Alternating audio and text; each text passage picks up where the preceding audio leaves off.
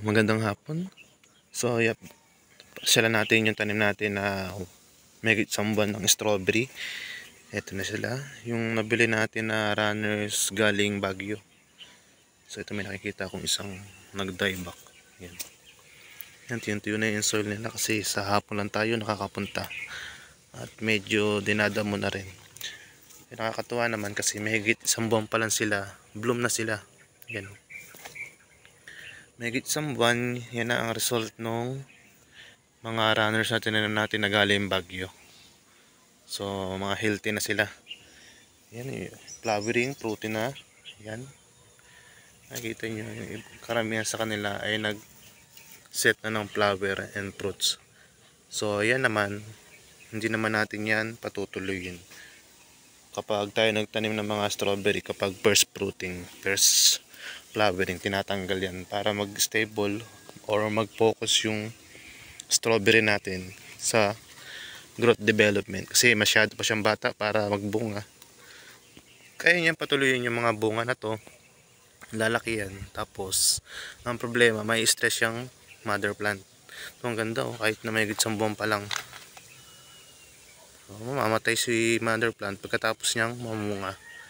Yun yung reason kung bakit kailangan mong mag-pinch or tanggalin yung mga unang bunga kasi masyado siyang mai-stress. Kaya ito kamukha niyan. So tatanggalin ko talaga to. Hindi natin niya pwedeng patuloyin. Focus muna siya sa growth development. Yan, pipinch lang natin na ganyan, diba?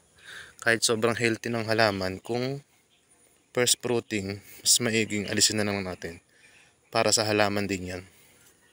So ayan, yan ang isang tips na maibibigay ko sa inyo. Yan, mga flower. Yan, aalis natin yan. Ganda ng mga bulaklak niya, diba? Ang bilis niya na mag-establish. Mahigit 1 month pa lang siya. January 9 ko siya nabili at nirepat. Dumating pala dito January 9. So ayan, tinatanggal natin siya. Ayan pa Hindi naman dapat nakapatuloyin pa yan. Pero pag pinatuloy natin yan, okay naman. Kaso lang 50-50 kapag siya ay nakapamungan at na-harvest natin after a week ay namamatay yung pinaka halaman. Yan o. Ang bilis lang nila after mahigit 1 month. Ayan na. Nagbo-bloom agad sila. Variety nga pala natin yung kingberry. Yan yung marami sa Baguio. Tsaka ito rin yung variety na pang commercial, yung malalaki. Yun nga lang dito sa lowland, hindi ko to napaparunners. Hindi ko alam bakit hindi siya nagra-runners, hindi natin napaparami. Pag naubos to, bili na naman ng panibagong pananim.